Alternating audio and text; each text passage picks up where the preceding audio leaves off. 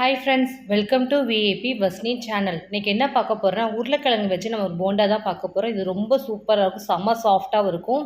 Tea போகிற டைமில் இந்த மாதிரி ஒரு ஸ்நாக்ஸ் ரெசிபியே பண்ணிங்கன்னா டீயோட இந்த சட்னி வச்சு இந்த போண்டா சாப்பிடும் போது செம்ம டேஸ்ட்டாக இருக்கும். கண்டிப்பாக வீடியோஸை ஸ்கிப் பண்ணாமல் பாருங்கள், அப்போ தான் நீங்களும் உங்கள் வீட்டில் இந்த மாதிரி டீ பிரேக்கில் இந்த மாதிரி போண்டா செஞ்சு சாப்பிட முடியும். இந்த போண்டா செய்கிறது பார்த்திங்கன்னா ரொம்ப ரொம்ப ஈஸி, டக்குன்னு பண்ணிடலாம் இன்ஸ்டண்ட்டாகவே. ஸோ இது எவ்வளோ சீக்கிரத்தில் பண்ணி முடிச்சிடலாம் அப்படின்றத வீடியோஸ்குள்ளே பாருங்கள், கண்டிப்பாக வந்து உங்களுக்கும் தெரியும். என்னோட சேனலில் ஃபஸ்ட் டைம் பார்க்குறவங்களா இருந்தீங்கன்னா சப்ஸ்கிரைப் பட்டனை ஃபஸ்ட்டு கிளிக் பண்ணிக்கோங்க. பக்கத்தில் இருக்கிற பெல் ஐக்கானை கிளிக் பண்ணும்போது ஆல்ன்ற ஆப்ஷன் கொடுத்தீங்கன்னா நான் போடுற வீடியோஸ் எல்லாமே உங்களுக்கு ஆன் த ஸ்பாட்டில் வந்து சேரும். வாங்க வீடியோஸ்குள்ளே போகலாம். இந்த உருளைக்கிழங்கு போண்டா பண்ணுறதுக்கு நான் வந்து 1 கிளாஸ் அளவுக்கு பச்சரிசி எடுத்திருக்கேன். கண்டிப்பாக பச்சரிசி சேர்க்கணும், அப்போ தான் நல்லா கிறிஸ்பியாகவும் இருக்கும், நமக்கு சாப்பிட்றதுக்கு நல்லாயிருக்கும். பச்சரிசி மாவு சேர்க்கக்கூடாது, நம்ம அரிசியாகவே சேர்த்து தான் நம்ம அரைச்சி நம்ம செய்ய போகிறோம். அதனால் அரிசியை மட்டும் ஃபஸ்ட்டு நம்ம எடுத்து ஊற வச்சுக்கலாம். ஒரு 3 ஹவர்ஸ்க்கு மட்டும் இந்த ரைஸை நல்லா ஊற வச்சுக்கலாம். ஃபஸ்ட்டு தண்ணி ஊற்றிக்கலாம்.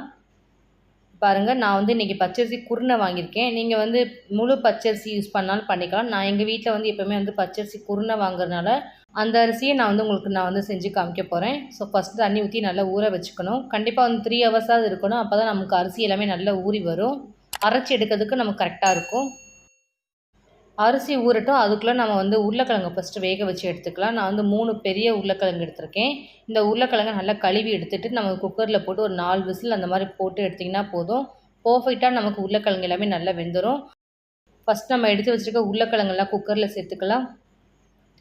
சேர்த்துட்டு ஒரு 2 கிளாஸ் மட்டும் தண்ணி சேர்த்துக்கலாம். வேகிற அளவு கரெக்டாக சேர்த்துக்கோங்க. குக்கரை நல்லா ஃபுல்லாக க்ளோஸ் பண்ணிவிட்டு நம்ம ஸ்டவ் மேலே எடுத்து வச்சிடலாம். மினிமம் பார்த்தீங்கன்னா 5 விசில் மாதிரி விட்டிங்கன்னா தான் நமக்கு அந்த உருளைக்கிழங்கு எல்லாமே நல்லா வேகணும், குழையிற அளவுக்கு வேகணும், அப்போ கரெக்டாக இருக்கும். 5 விசில் கிட்ட வந்துச்சு. இப்போ நம்ம ஸ்டவ்வை ஆஃப் பண்ணிட்டு கொஞ்சம் ஏர்லாம் ரிலீஸ் ஆனதுக்கப்புறம் குக்கரை ஓப்பன் பண்ணி பார்க்கலாம். ஏர்லாம் ஃபுல்லாக ரிலீஸ் ஆகிடுச்சு. 5 விசில் கிட்ட நான் எடுத்திருக்கேன். இப்போ உருளைக்கிழங்கு ஃபுல்லாக நம்ம வேறு ஒரு பிளேட்டில் எல்லாத்தையும் எடுத்து மாற்றிடலாம்.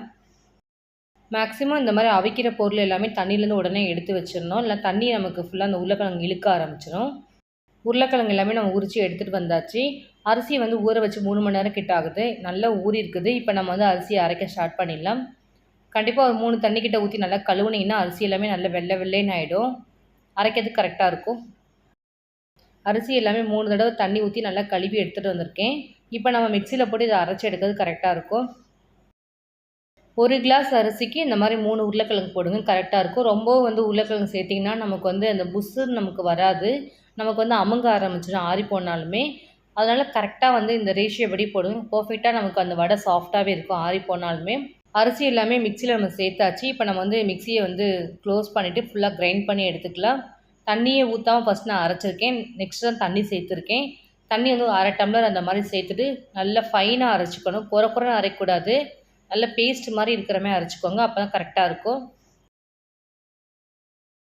முன்னாடியே அரிசியோட கொஞ்சம் தண்ணியும் சேர்த்து கூட அரைச்சிக்கலாம். நான் எப்போவுமே வந்து ஃபஸ்ட்டு வந்து அரைச்சிட்டு அதுக்கப்புறம் தண்ணி சேர்ப்பேன்.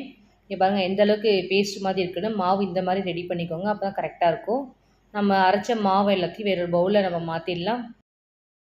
பச்சை அரிசி நம்ம வந்து போட்டது எல்லாமே நல்லா அரைச்சி எடுத்துகிட்டு வந்திருக்கோம். அதே மாதிரி நம்ம உருளைக்கிழங்கு இதே மாதிரி நம்ம அரைச்சி எடுத்துக்கணும்.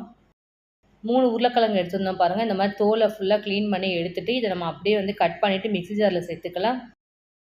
நல்லா வெந்துருச்சுன்னா நம்ம மிக்சியில் போட்டு நம்ம அரைக்கும் போது நல்ல பேஸ்ட் மாதிரி வந்துடும். சப்போஸ் நல்லா வேகலை அப்படின்னா மிக்சியில் போடும்போது நமக்கு அங்கங்கே கிழங்கு வந்து தெரிய ஆரம்பிக்கும். நமக்கு அப்போ பண்ணும்போது பார்த்திங்கன்னா கரெக்டான கன்சிஸ்டன்சி வராது. அதனால் வந்து வேக வைக்கும் போது நல்லா ப்ராப்பராக நல்லா குழையிற அளவுக்கு நல்லா உருளைக்கிழங்கு வேக வச்சுக்கோங்க, கரெக்டாக இருக்கும். ஸோ உருளைக்கிழங்கு எல்லாமே நம்ம கட் பண்ணி எடுத்தாச்சு. இப்போ நம்ம வந்து மிக்ஸி ஜாரில் சேர்த்துக்கலாம். அரிசி அரைச்சேன் பாருங்கள், நான் அதே மிக்ஸி ஜாரில் தான் சேர்த்துருக்கேன். நம்ம வந்து எல்லாத்தையும் ஒன்றா போட்டு மிக்ஸ் பண்ண தான் போகிறோம், அதனால் நான் அதே மிக்ஸி ஜாரை யூஸ் பண்ணியிருக்கேன். இங்கே பாருங்கள் எந்த அளவுக்கு அது பேஸ்ட் மாதிரி இருக்குதுன்னு. உருளைக்கிழங்கு அரைச்சிருந்தோம் பாருங்கள், நம்ம ஏற்கனவே எடுத்து வச்சுருக்க அந்த அரிசி மாவோட இதையும் நம்ம சேர்த்துக்கலாம். அரிசி மாவும் இந்த உருளைக்கிழங்கையும் நம்ம சேர்த்து நல்லா கையால் ஃபுல்லாக நல்லா மிக்ஸ் பண்ணிக்கணும். கொஞ்சம் கூட நமக்கு அதை கெட்டி இல்லாமல் ஃபுல்லாக நல்லா மிக்ஸ் பண்ணிக்கணும். அதே மாதிரி மாவு வந்து ரொம்ப தண்ணியாக இருக்கக்கூடாது, ரொம்ப கெட்டியாக இருக்கக்கூடாது. கரெக்டாக நமக்கு அள்ளி எடுத்து போகிறது கொஞ்சம் அந்த லூஸியாக இருக்கணும், அப்போ தான் நமக்கு வந்து போடுறது கரெக்டாக இருக்கும். ரொம்ப கெட்டியாக இருந்துச்சுன்னா நமக்கு அந்த சாஃப்ட்னஸ் வராது, மாவு தெரிய ஆரம்பிக்கும். அதேமாதிரி ரொம்ப லூஸாகவும் இருந்துச்சுன்னா நமக்கு வந்து ஆயிலில் போடும்போது ஷேப் கரெக்டாக வராது, திரிலி ஆக ஆரம்பிச்சிடும். இந்த மாதிரி எல்லாமே நல்லா மிக்ஸ் பண்ணதுக்கப்புறம் நம்ம ஒவ்வொரு பொருளாக சேர்க்க ஆரம்பிச்சிடலாம். ஒரு 1/2 டீஸ்பூன் ஜீரகம் மட்டும் சேர்த்துக்கலாம். இது போடும்போது நமக்கு அந்த வடை சாப்பிடும்போது நல்லாயிருக்கும். ஒரு 3 சின்ன பச்சை மிளகாய் எடுத்துருக்கேன். இதை பொடிசா நறுக்கி எடுத்துருக்கேன். அதையும் சேர்த்துக்கலாம். கொத்தமல்லி இலை கண்டிப்பாக போடணும். அந்த ஃப்ளேவர் அப்போ தான் நல்லாயிருக்கும். இந்த மாதிரி கொஞ்சம் நிறையவே போடுங்க. சாப்பிடும்போது நல்லாயிருக்கும் அந்த ஃப்ளேவரோட. ஒரு 1/2 டீஸ்பூன் உப்பு சேர்த்துக்கலாம். பெருங்காயத்தூள் நான் எடுத்துருக்கேன் ஒரு 1/2 டீஸ்பூன் கிட்ட, அதையும் சேர்த்துக்கலாம். கண்டிப்பாக அந்த ஆயிலில் பொரிக்கிற ஐட்டத்துக்கு எல்லாத்துக்குமே பெருங்காயத்தூள் சேருங்க. இஞ்சி வந்து நல்லா பொடிசாக நறுக்கி நச்சு எடுத்துருக்கேன். அதையும் சேர்த்துக்கலாம். நறுக்கி போடும்போது நமக்கு அங்கங்கே இருக்க ஆரம்பிக்கும். இந்த மாதிரி நச்சு போடும்போது நமக்கு ஃபுல்லாக ஸ்ப்ரெட் ஆகிடும். சாப்பிடும்போது நமக்கு அந்த இஞ்சியோட ஃப்ளேவர் மட்டும் தான் இருக்கும். இஞ்சி வந்து அந்த அளவுக்கு வாயில் தட்டுப்படாது. அதாவது நச்சு போட்டிங்கன்னா கரெக்டாக இருக்கும். ஃபுல்லாக நல்லா மிக்ஸ் பண்ணிக்கலாம் கையை வச்சு. அப்போ தான் நம்ம போட்ட பொருள் எல்லாமே நல்லா மிக்ஸ் ஆகும். நமக்கு வடை போடுறது கரெக்டாக இருக்கும். மாவு ரெடி ஆகிடுச்சு. இப்போ நம்ம வந்து ஆயிலில் போட்டு போட்டு பொரிச்சு எடுத்துட வேண்டியது தான். ஃபஸ்ட்டு ஸ்டவ்வை ஆன் பண்ணிக்குவோம். தேவையான அளவுக்கு ஒரு பேன் வச்சுக்கலாம். ஆயில் சேர்த்துக்கலாம். ரீஃபைண்ட் ஆயிலாக சேர்த்துக்கோங்க. அப்போ தான் நமக்கு ஸ்மெல்லிங் எதுவுமே இருக்காது. ஸ்நாக்ஸ் சாப்பிடும்போது நமக்கு ஆயில் ஃப்ளேவர் இல்லாமல் நம்ம நிறைய குவான்டிட்டியும் சாப்பிட்லாம். எண்ணெய் நல்லா காஞ்சதுக்கப்புறம் இந்த மாதிரி கொஞ்சம் கொஞ்சமாக கையில் எடுத்து எடுத்து போடுங்க. தண்ணி வந்து யூஸ் பண்ணக்கூடாது. இந்த மாதிரி கையாலே கொஞ்சம் கொஞ்சமாக போடும்போது நமக்கு கரெக்டாக வந்துடும்.